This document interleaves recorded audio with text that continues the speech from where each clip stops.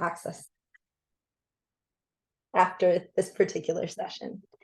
So the Master of Educational Technology program is a graduate program in the Faculty of Education at UBC that educates professionals on the use and impact of digital learning technologies, as well as policies, protocols, and looking for equitable ways of distribution. The purpose of this particular series is to acknowledge the commitment that every individual has to inclusivity and to addressing systemic racism. When focusing on anti-Indigenous, anti-Black, anti-Asian, and anti-people of color racism, this series seeks to identify the responsibility educators and leaders have in facilitating and supporting anti-racist approaches and strategies for truth and reconciliation within their practice, and to enhance and transform learning environments and learning cultures. With a specific directive being digital technologies, presenters will discuss racism and tools to support reconciliation in the changing dynamic of this digital age. So we want to introduce you to a call to action that we have for the series, very different from other series.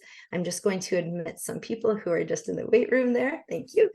And so as a result of these series, MED is committed to the follow-up of these presentations of the speaker series with what we call a call to action. So we invite all attendees here today to make one change, as small or as large as it is, to eradicate racism through reconciliation, allyship, and community building. And it's through this education and the use of educational technologies that we are able to do so moving forward. So I will speak to this a little bit more after the presentation today. We are going to be opening up a Slido, and Helena's going to be applying that app or that URL just in the chat area. At any point throughout the presentation today, if you have any questions, please feel free to submit those questions into Slido. And then at the end of the session, then we will present them to our fabulous presenter, who I would like to welcome right now. We are so very honored to invite Dr. Shibao Guo to this session. He is a professor at Workland School of Education at the University of Calgary. He is an honorary professor at the University of Nottingham, and over the past 20 years has been working on transnational academic and scholar. Prof. Guo has developed research expertise in the area of transnational migration, Chinese studies, ethnic race relations, many areas within internationalization of higher education. This is the guru of all gurus, and we are absolutely and so honored to be able to welcome him here with us. He has been funded by many organizations, including SSHRC, Immigration, Refugee, Citizenship Canada, Asian Pacific Foundation of Canada, and many more. All of the entire bio is available on our website, but we do want to honor the numerous publications, including books, journal articles, and chapters. And currently he is co-editor of the Canadian Ethnic Studies and 2 book series for Brill and Sense publishers on transnational migration and education, and a spotlight on China. So today's session with Dr. Guo is focusing on this middle paper that has been recently published, and it investigates combating anti-Asian racism and xenophobia, specifically towards pandemic and anti-racism education in post-COVID-19 Canada. So at this point, I am going to stop sharing my screen, and I would like to very graciously honor Dr. Guo and ask for you to take over, please.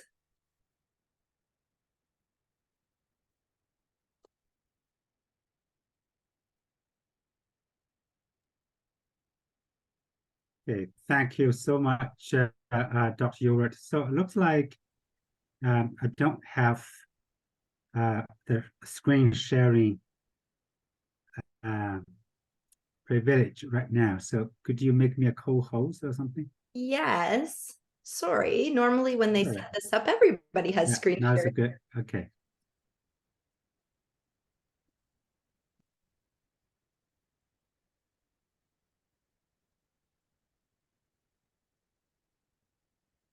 Do you have capabilities now? Yes. Perfect.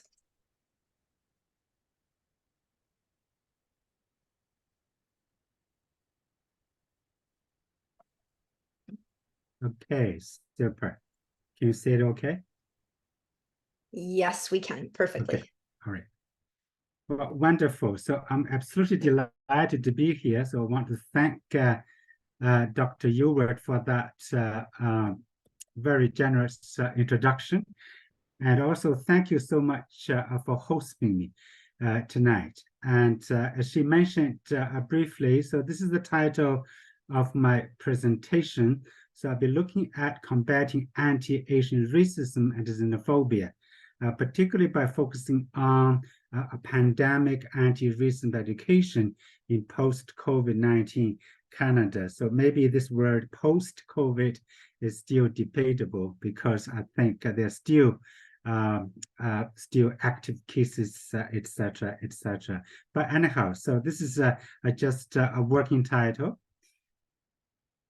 And so this is the outline which I'm going to be following for tonight's talk. I'll get started with some contextual information about COVID-19.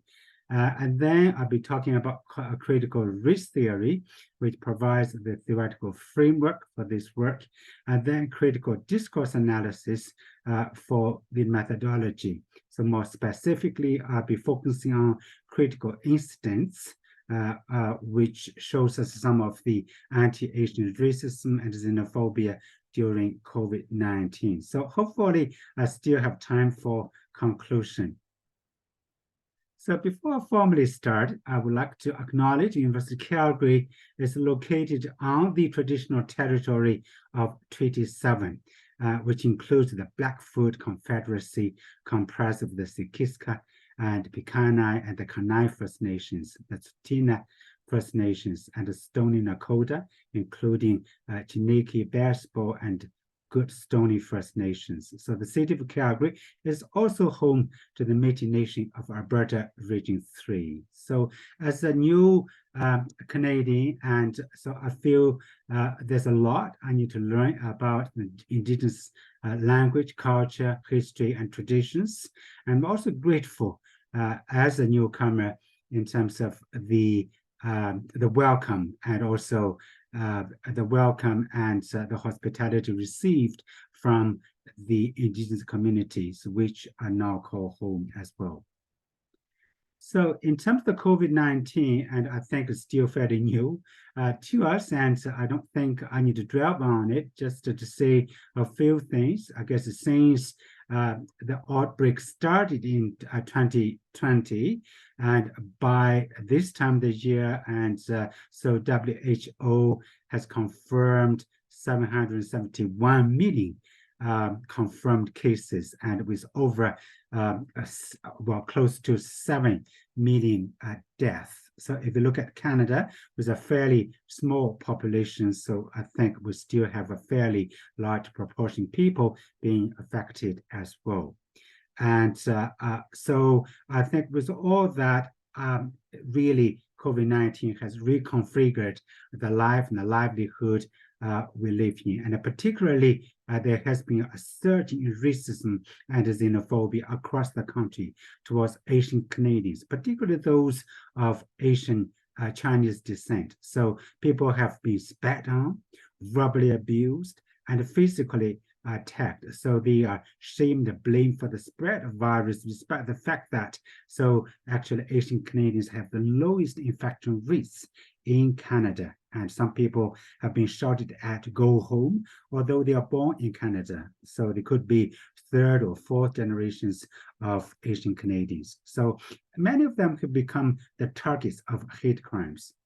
So if we look at the statistics, and particularly in terms of the increase of anti-Asian hate crimes in 2020 in comparison to 2019, so we have seen really kind of a huge increase, particularly for the MTV cities as well as Ottawa. And for people who live in Ottawa, in Vancouver, you can see the increase for Vancouver for 2020 was 717%, which is really shocking.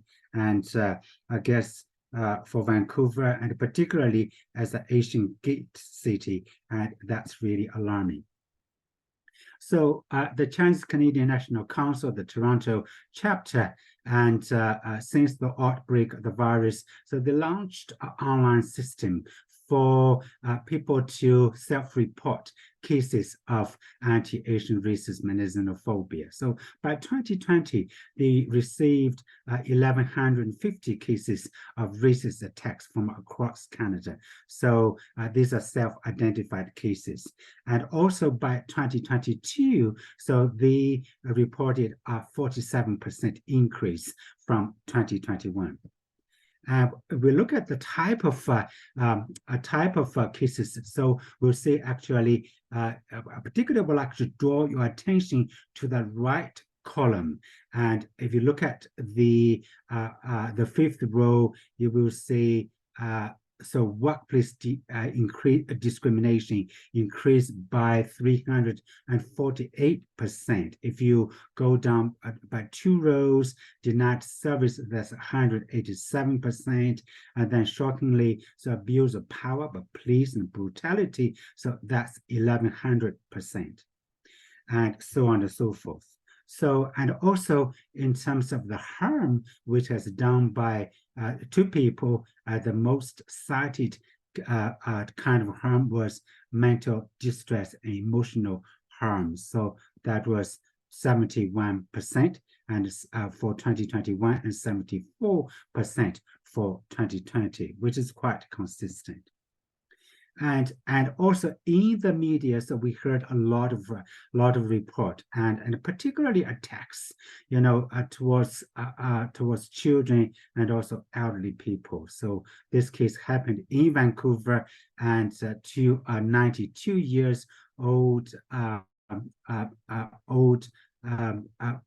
man, so with dementia. So basically, he was, I think, shopping at a convenience store in Vancouver, and so a white male basically pushed him out of the store and eventually physically attacked and threw him to the ground.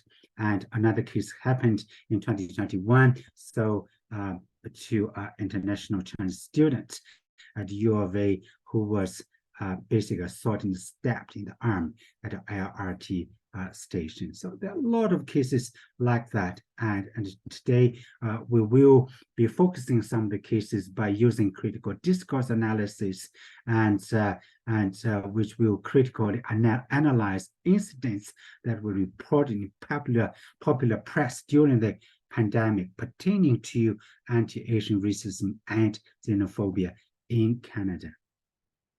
So to this audience, I don't think I need to dwell on the critical race theory, because I think people have probably taken research courses, and which usually is covered in the research courses. Basically, critical race theory recognizes race as endemic and also deeply ingrained in every aspect of our society. So it is committed to advocating for social justice for racialized people who find themselves occupying positions on the margins.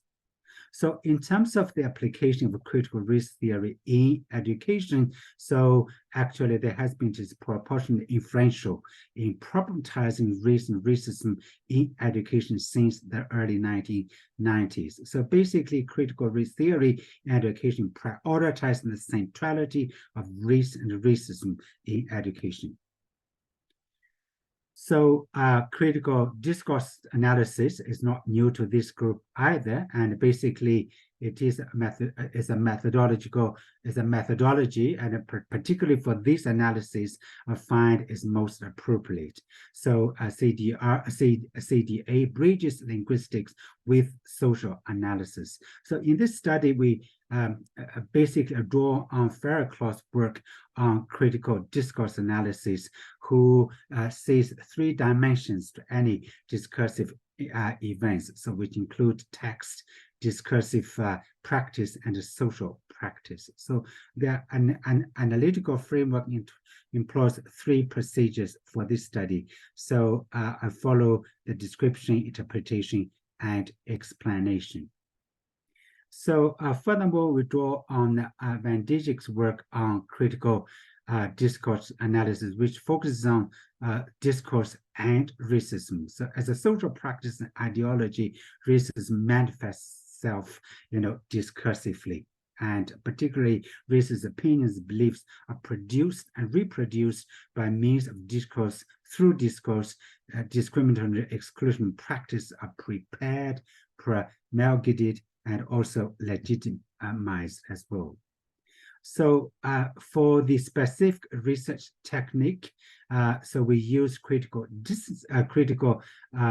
incident to analyze anti-Asian racism and xenophobia during the pandemic. So more specifically, we use keywords to search for terms related to anti-Asian racism, anti-Asian hate crimes, COVID-19, and xenophobia, etc., etc. So we searched a great variety of media genres, including all kinds of printed and electronic media, social media, television news, and newspaper series as well. So in particular, we examined those medium format, including CBC, CTV, Global News, Globe and Mail, National Post, Montreal Gazette, Toronto Star, Calgary Herald, and Vancouver Sun. So we particularly paid attention to racist discourse, including discriminatory metaphors or symbols,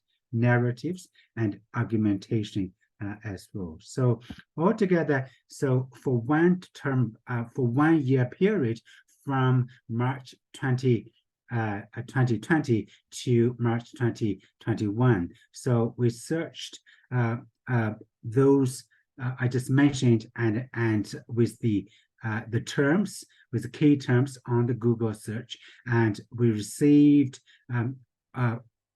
over 310 kind of results. And you can see we have an overwhelming large amount of data to work with. And so using theme-based analysis, so eventually we come down with 3 major themes, which I will share today. So one is about face mask wearing, stigmatization, othering. Second is about name calling, blaming, and new racism. And thirdly is about Chinatown attack, particularly by revisiting the yellow peril hysteria. Let me get started with the first one in terms of face mask wearing, stigmatization, and othering. So there are numerous reports so pertaining to this topic. And here I will share 2, which are called the critical incidents. So one happened on March 5th, 2020, so in Vancouver. So when Junko Chu was shopping for grocery at a downtown Vancouver store, she was told to go back to China by a stranger shopping next to her. Actually, Chu is a Korean Canadian. So she was targeted, she believed, because she was wearing a face mask. So she was shocked. She was shivering when she heard this comment. So she told the reporter that she was wearing a face mask because she was pregnant. So she was pregnant, or she was wearing to protect herself and to protect her unborn baby. So this was the report itself. It says, "Go back to China" comment prompts Vancouver Police Department investigation. So this is Chu herself. So the second one happened on April 15th, 2020. So this incident took place involving a white male suspect who allegedly assaulted a female bystander who defended 2 female Asian bus passengers from his racist comment. So the suspect first verbally berated 2 Asian women who were wearing masks and shouted, "Go back to your own country." That's where it all started. So when a woman sitting directly across from the man told him to leave the other 2 women alone, so the man punched her so hard and kicked her in the leg multiple times, eventually pulled her hair so hard, so he removed a significant amount of her hair. So this is a report itself. It says bystander allegedly attacked for standing up to racist on Vancouver bus. So in the first, when you heard this, you may ask why such horrific incidents occurred in a democratic society like Canada, where immigrants and refugees are said to be welcome, actually. So similar incident and analysis also happened in the US by two other scholars. And basically, all analysis shows that actually mirror their analysis, which shows that singling out mask-wearing Asians in Canada was based on racialized framing of these individuals as carriers of the virus who were scapegoated for allegedly responsible for spreading the disease. So you can see racialized marking of masked Asian individuals as diseased, basically frame them as the source of the pandemic, portrayed them as particularly weak or sickly individuals. You can see from this analysis, so in terms of the critical discourse analysis, face masks was used as a discriminatory symbol to justify the attack. So that was the first theme, mask wearing, face mask stigmatization and othering. So the second theme is about name calling, blaming, and neo-racism. So we know during COVID, so Asian Canadians became the target of derogatory language, so in the media reports. And it's appalling when politicians refer to the virus as China virus, Chinese virus, Wuhan virus, or Kung flu. So we know that where that came from. So which basically fuels the use of hate speech and name calling related COVID-19. So such goals discursively links the disease with race. So one incident happened on May 11th, which really drew people's attention. So Canadian famed singer and songwriter Bryan Adams was scheduled to perform at London's Royal Albert Hall, so which is really prestigious, but was cancelled during the pandemic. You can see Adams wasn't happy. So to air his grimaces about the cancellation, so he posted a string of derogatory comments on Twitter and Instagram, really backlashed. So I'll let you read it yourself. This is basically what Adams posted himself, and some of you might have read it before.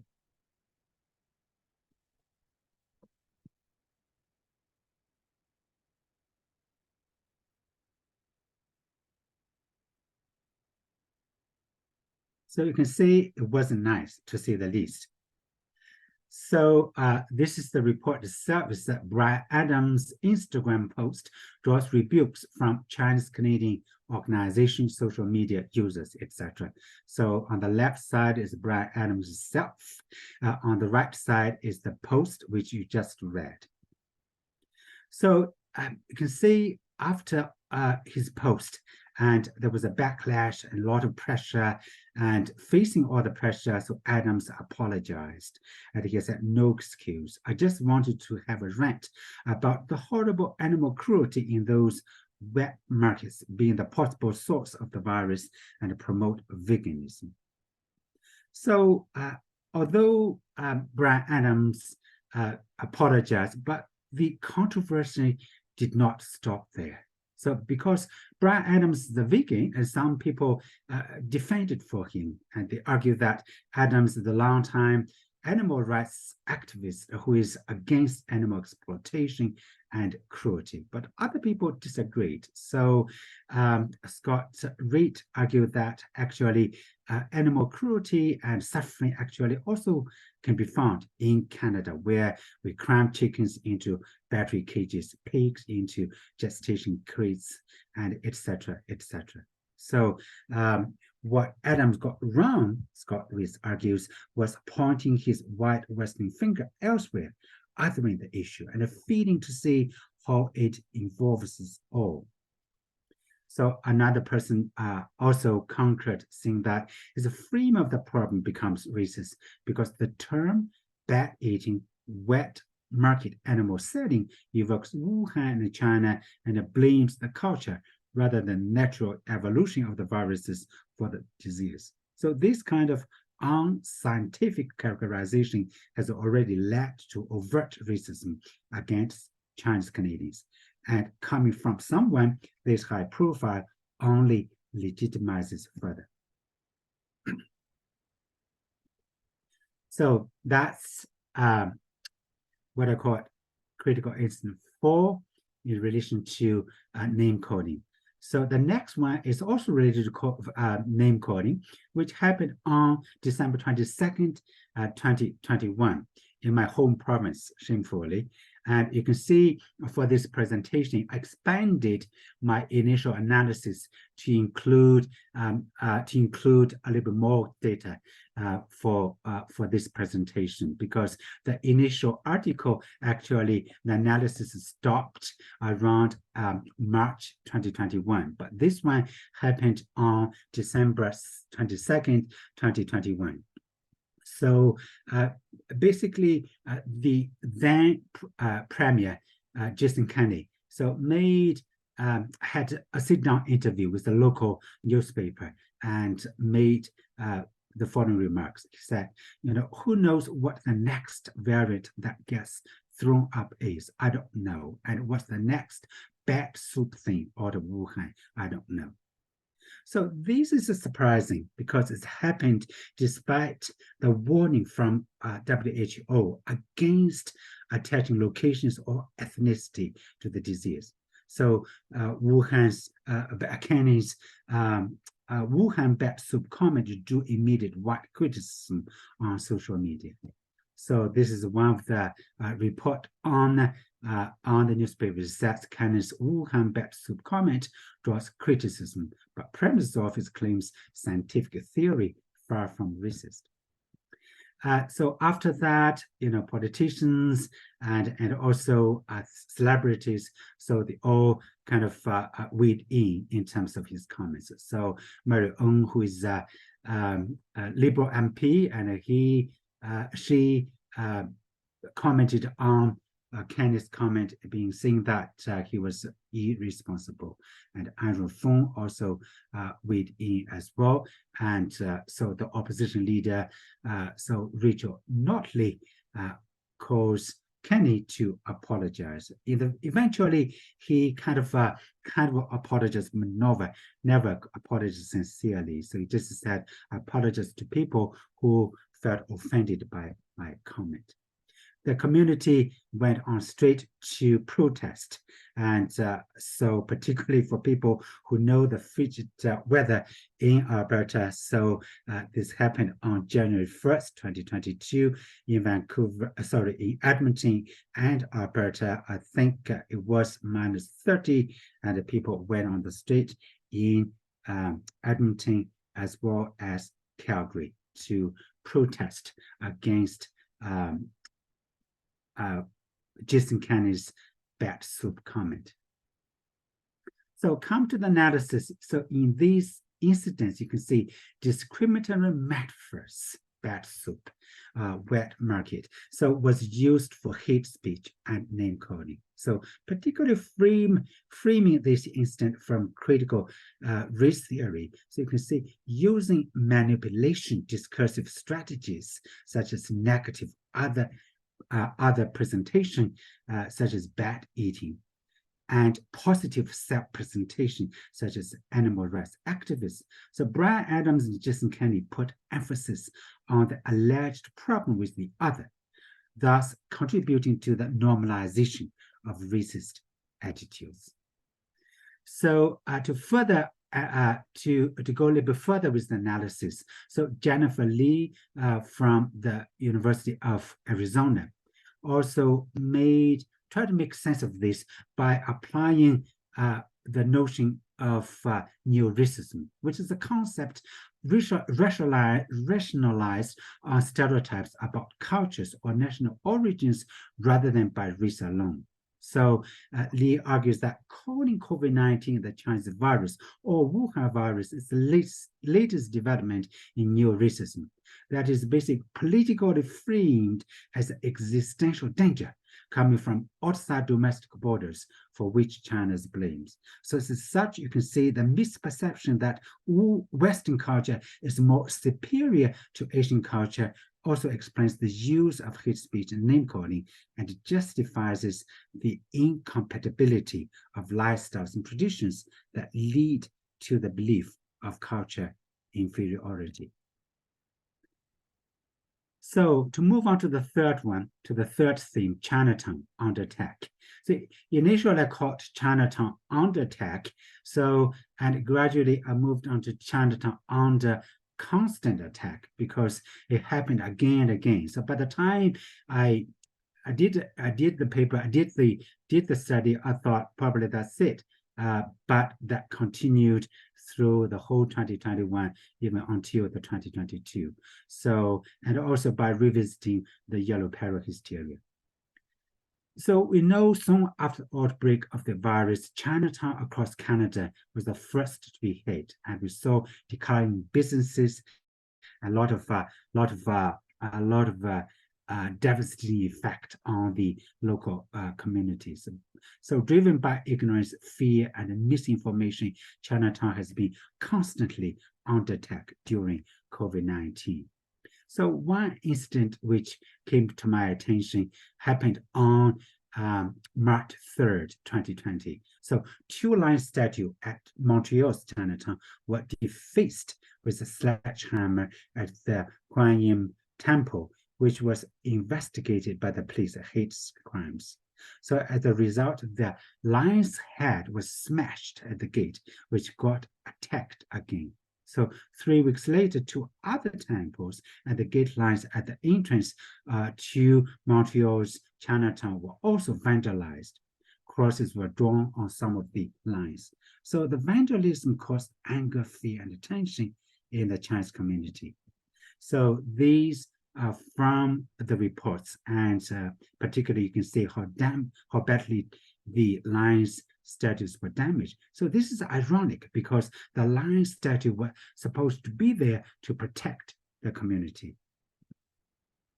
So the other incident which also happened in Vancouver on April 2nd, 2020. So Vancouver's Chinese Culture Center was repeatedly vandalized with hateful graffiti and racist remarks towards the Asian communities. So a male suspect sprayed 4 large glass windows with hateful graffiti, saying that kill all, and another saying that drive them out of Canada.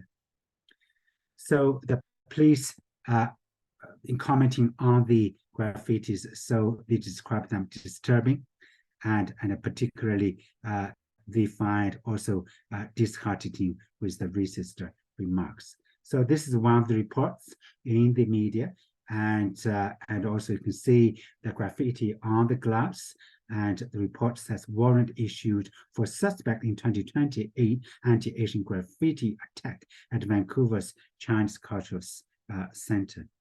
So because the suspect disguised himself so well with a hood and with a mask, etc., etc., you know, it took the Vancouver police a long time, almost the whole year, until April 7th, 2021, to find this man.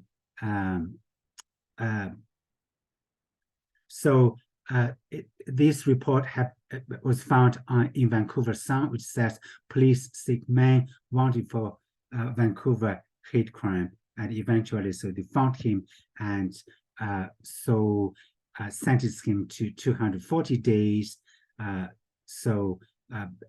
For behind racist graffiti at Vancouver's Chinese Cultural Center. So, and after that, things happened again and again. And so another one happened on May 1st, 2020, also at the Chinese Culture Center. And this time, you know, it further escalated. Another attack took place on May 19th, 2020, which happened to the lion sculpture at the Millennium Gate of Vancouver's Chinatown. Similarly, as the case of the Montreal case, so the lion gates were defaced with graffiti that expressed anti-Asian sentiments. And this is a report which says Chinatown's Millennium Gate defaced with racist graffiti, and more pictures. And after that, things keeps going on until March 2022. And not only so the Lionsgate, etc., were attacked, but also the stores, particularly that whole block, at the Panda Street, with graffitis.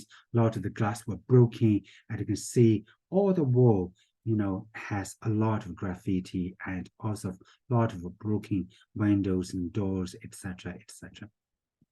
So coming to the analysis, you can see the anti-Asian hostility had been driven by racialized yellow peril hysteria, basically depicting Asian people, including Japanese and Chinese, etc., as existential danger to Western civilization. So since, particularly for the Chinese, since their arrival in Canada, so the presence of the Chinese people was compared to that vice and plague associated with gambling, opium addiction, disease, and unsanitary conditions. So according to Kay Anderson, who got her PhD from geography at UBC, and now a retired professor from University of Sydney, Australia, and she argued that the perception of the Chinese in Canada basically was presented as a vice-ridden race. So this is very much a comparable cultural abstract that belongs to the beliefs and the institutional practices of white European society. You can see from this analysis, Chinatown was attacked as a symbol of China and the Chinese Canadians. And to further understand how Chinatown became the symbol of disease and the targets of racist attacks, we also situate the discussion in the historical context of the Chinese in Canada, which is also an important part of the critical discourse analysis. So we found a parallel between the latest attack and the two other anti-Chinese riots that took place in Vancouver's Chinatown in 1887 and 1907. So for the 1887 incident, which took place in the area of Coal Harbor, so that was the Chinatown at that time. So the homes, about 90 Chinese residents were burned or damaged.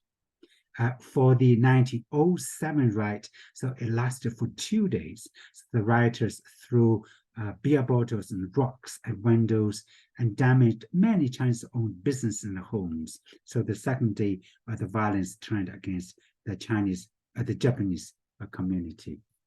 So I think these basically the critical instance we analyzed in this study. As I said earlier, there are many more kind of similar incidents, but we want to be focused. So eventually we choose these which are more, we thought, more representational, coming under 3 themes. So again, these are the face mask wearing, stigmatization, othering, and name calling, blaming, and as well as Chinatown under attack, and particularly by revisiting the yellow peril hysteria.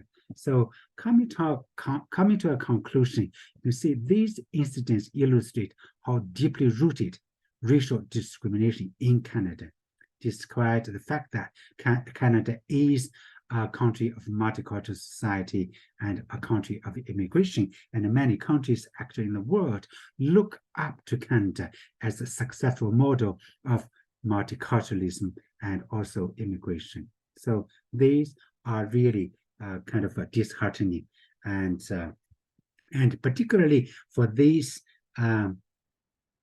analysis, you can see Asian Canadians became the scapegoat who were wrongly blamed for spreading the virus, although some have never visited their ancestral lands or who are not even of Chinese ancestry. So say, for example, the first incident I talked about, the Korean Canadian, and as well as the several cases who were attacked because they were wrongfully taken as Asian Canadians. So actually they were indigenous Canadians. So one incident happened in Vancouver, another one so to an Inuit person in Quebec. So the anti-Asian, anti-Chinese racism and xenophobia reflects and retains the historical process of discursive racialization by which I mean Asian Canadians, they have been socially constructed as biologically inferior, culturally backward, and racially undesirable. So to condemn and combat anti-Asian, anti-Chinese racism and xenophobia related to COVID-19, so propose pandemic anti-racist medication. So that aims to call any form of racism and xenophobia and eliminate racial oppression for achieving racial justice in Canada. And for that, I draw on George Savarday's anti-racism education model that views education as a racially, culturally, and politically mediated experience. And particularly his model encompasses 4 learning objectives, including integrating multiple centers of knowledge, recognizing, respecting for difference, affecting social and educational change, and teaching for community empowerment. So you may agree with me on that. So this is a very daunting task. So, and particularly for us as educators, so we need to explicitly teach pandemic anti-racism and develop awareness of discursive racialization and xenophobic violence and discrimination in relation to COVID-19 and discuss action plans to eliminate them as well. And this is why I feel so appreciative of this talk for tonight, and also invitation, and also thanks to the MET program in organizing and hosting this event, and particularly for us as educators, because it's such a daunting task, and combating racism as a contagious virus requires collective efforts. So among us as teachers and educators, students, administrators, and the community in making more fundamental and systemic changes. So I know Dr. Ewert had a question for people in terms of asking people to reflect on these cases, and also the call to action as well. So I really appreciate this opportunity, and also invite people to reflect on it, and also reflect on actions to the call to actions as well. So I think I should stop here, and I want to thank everybody for your attention. So thank you very much. Thank you so much, Dr. Guo. That was amazing. And I know that this evokes so much in terms of conversation and questions and everything. And one of our attendees had to leave early and has a question in the chat area that I can read to you. But we also have about 7 questions that I don't think we're going to get to, all of them that were placed in our Slido. But I can also send those questions to you afterwards if you're interested.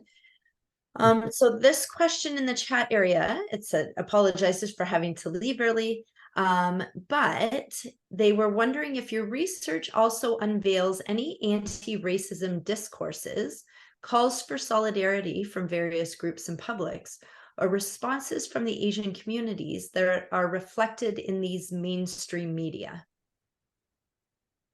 Yeah, that's a great question.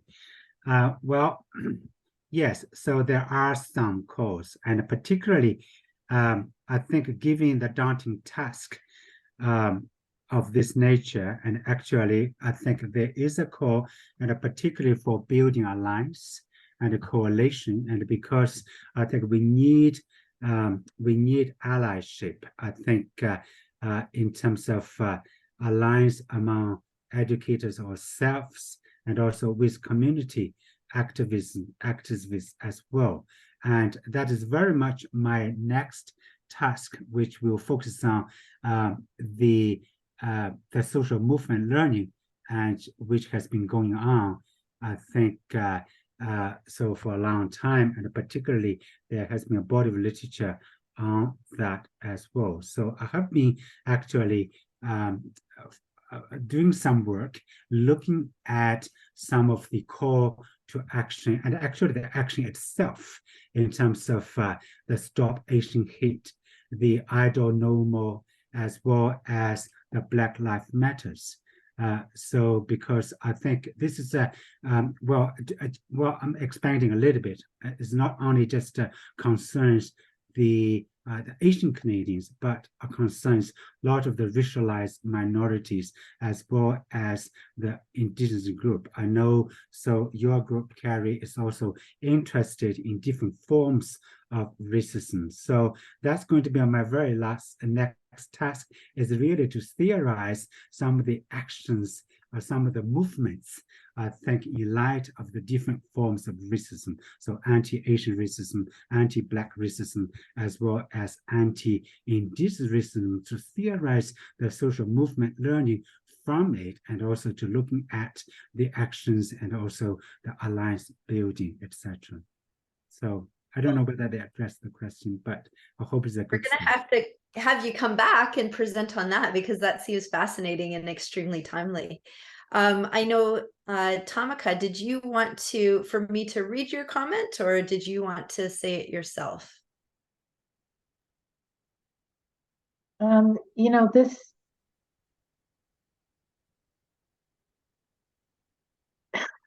sorry, I'm feeling a bit triggered.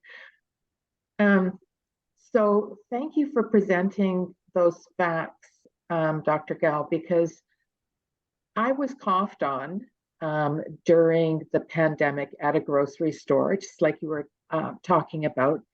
And I had no idea that that was a common experience. I was shocked that it happened. I almost had this self-talk that did that really happen to me? Because it was so shocking. And I didn't report it. So your numbers actually might be a little bit low due to unreporting, of those types of incidences. So yeah, thank you for bringing that information to us. Okay, well, thank you, Tamika, for sharing that. So yes, I think I agree with you. I think the number might be overestimated, and I think because of at that time, it's quite hard, very difficult, I think, to gather information, and because of the isolation and the quarantine of that, and also one main source I used was the Chinese Canadian National Council. So as I said, the Toronto chapter, they have an online system asking people to self-report cases. I think this is a kind of also a common challenge in terms of the problem. So I'm engaged in another project also looking at racism and anti-racism education. So when we ask people, have you experienced racism, encountered racism? They said yes.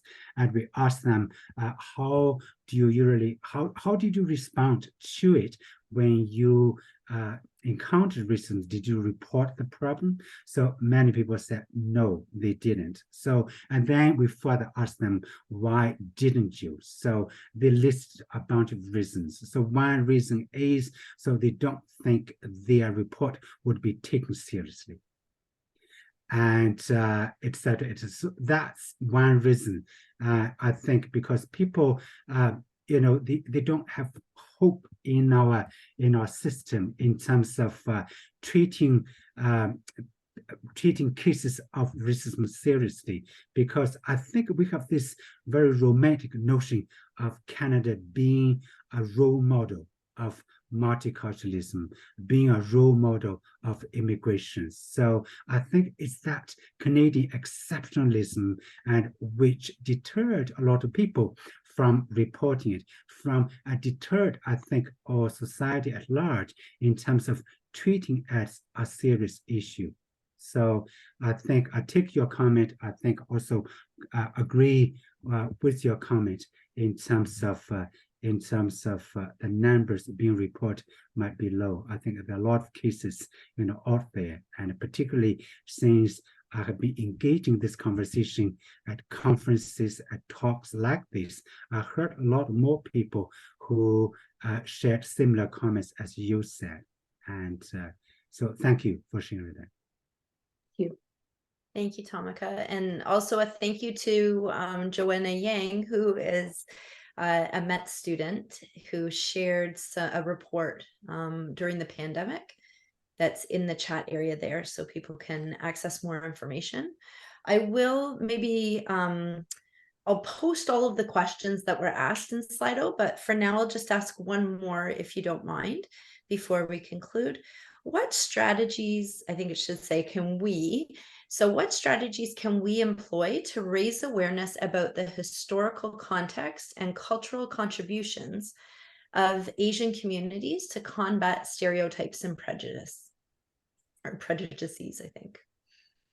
And I put that in the chat area for people to read as well. So it's a long question. Can you read that again? Yes, so it's in the chat area if you want to read along too. What strategies can we employ to raise awareness about the historical context and cultural contributions of Asian communities to combat stereotypes and prejudices or prejudice? Well, that's a great question. Thanks, Gary. I think as educators, so I think we have a moral responsibility, right? So particularly, I think, to do that. And so there are a number of strategies we could use in terms of raising awareness about the historical context and the cultural contributions. Again, I think we could revisit the curriculum we are doing. So looking at the content we are using, and I mean, we have read, papers and texts, and again, in some of the Eurocentric kind of views about Canada, about the history of Canada, etc. So I think one strategy we could use is to include content which is more about the contributions of the Asian Canadians to Canada, and also raising awareness about the historical context and particularly the racist past, because I think we tend to deny, as I said earlier, because of the notion of Canadian exceptionalism, we tend to deny the existence of racism. So, which made, I think, the work we are doing challenging. So I think, one thing we could do is, incorporate more kind of relevant material into our course materials in order for bringing kind of awareness. And also, secondly, I think as educators, as academics, I think the notion of academic activism, so I think is also important in terms of raising awareness. And because so either you are perpetrators, or I think even you remain silent, I think, that doesn't help with the whole campaign of combating anti-Asian racism and xenophobia as well. So I guess probably a couple of these things, hopefully, be a good start as well. Thank you so very much. And I posted the rest of the questions just in the chat area, and we can examine those. Right now, I'd like to share some anti-Asian racism pieces and books and articles and activities and everything that people might be interested in extending this discussion and learning more about, this is located, I just put the link in the chat area if people are interested in using this. And this is a collection as we continue over the next couple of months to add to these anti-racism resources. Each month there will be a release of different types of resources available to everyone. And again, that's available on the Met website. So just a reminder, and thank you, Dr. Guo, for really going and emphasizing the fact for that call to action and the importance for that call to action. So we are very, very appreciative of Edith Lando Digital Learning Center for funding and offering additional funds for individuals who are interested in taking this work further. So utilizing the work that has been started by Dr. Guo, the research, all of the information that has been presented at this session, we ask for you to take one step towards that action. So it could be the design of a lesson plan, a workshop, a podcast, anything that you wish, and you can submit it through this call to action. It is on the Met website again, or scan that QR code. And we do select, or Edith Lando selects and funds the design of digital learning resources to further enhance this work and to take the teachings that we heard today within this incredible session and move that forward. So we ask for everybody to take this particular piece. We do have some upcoming podcasts that are being released over the next couple of months, and everything from anti-Indigenous racism, additional anti-Asian racism, looking at anti-racism within the digital age, and 3 incredible individuals who, with more to come as well, who will be showcased through the Met series, Anti-Racism Speaker Series. And I would like to sincerely, again, thank you, Dr. Guo, for such an incredible presentation, for opening our understanding and increasing that understanding of the discrimination, the violence, and all of those pieces that took place, particularly after and during COVID. And it just perpetuated the systemic racism that already existed, but also for that positive spin on things and what we could do as an entire country to combat that racism and really work towards a very collaborative and inclusive community. So thank you so much. I know that we have a lot of thank yous in the chat area, and what I will do is I will also send you the chat so that you're able to. I know when you're presenting, it's so difficult to follow along, but on behalf of Met, I would like to thank everybody for coming this evening or this afternoon or this morning, no matter where you are in the world. And again, a huge thank you to Dr. Guo. It's interesting when we're face to face, we're able to, you can hear all of our applause, but we're very, very appreciative. So thank you so much, everyone. And we will be posting this video so that anybody who wants to watch it back is able to do so. And those who were not able to see it or to be here right now, that you're able to watch it at some point. Thank you so much. Everyone. Thanks, Carrie. You're welcome. And goodbye to everyone. Take care.